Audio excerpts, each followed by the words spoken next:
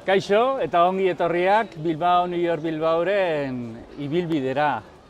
Bilbao New York Bilbao da askatasunari egindako aldarri bat.